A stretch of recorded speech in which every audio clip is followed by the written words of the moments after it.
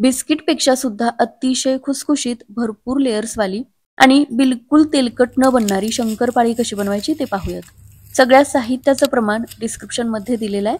तर त्यासाठी एका भांड्यामध्ये पाणी घेतलं, यामध्ये वितळवलेलं तूप घेतलं, यामध्येच पिठी साखर घेऊन साखर विरघळवून घेतली. साखर न वापरता पिठी साखर वापरल्यामुळे हे पाणी गरम करायची गरज नाही. आता मैदा चाळून घेतला, यामध्ये वेलची पूड आणि जायफळाची पूड सुद्धा चाळून घेतली. तूप चांगलं गरम करून घेतलं, कडकडीत तुपाचं मोहन मैद्यावरती घेतलं, चमच्याच्या साह्याने हे मिक्स करून घेतलं, त्यानंतर हातानेच मैदा चोळून घेतला. आता यामध्ये थोडं थोडं तूप आणि साखरेचं पाणी घालून घट्टसर भिजवून घ्यायचं. असा याचा गोळा करून लंब गोलाकार आकारामध्ये लाटून घ्यायचा. दोन्ही बाजू फोल्ड करून घेऊन पलटून घ्यायचं, पुन्हा लाटून घ्यायचं. तर याच पद्धतीने 2 ते 3 वेळा असं दुमडून घ्यायचं आणि लाटून घ्यायचं. शेवटी चौकोनी किंवा आयताकृती आकारामध्ये लाटून घेतलं, याच्या कडा कट करून घ्यायच्या आणि आपल्याला हव्या त्या आकाराच्या शंकरपाळ्या कट करून घ्यायच्या. सगळ्या शंकरपाळ्या या पद्धतीने कट करून घेतल्या आणि हे पहा, आत्ताच याला लेयर्स तयार झाल्यासारखं दिसत आहे.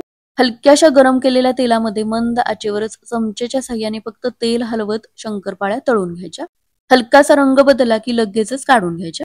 तर बिलकुल तेलकट न बनणाऱ्या अतिशय खुसखुशीत आणि भरपूर लेयर्सवाल्या शंकरपाळ्या तयार झाल्या.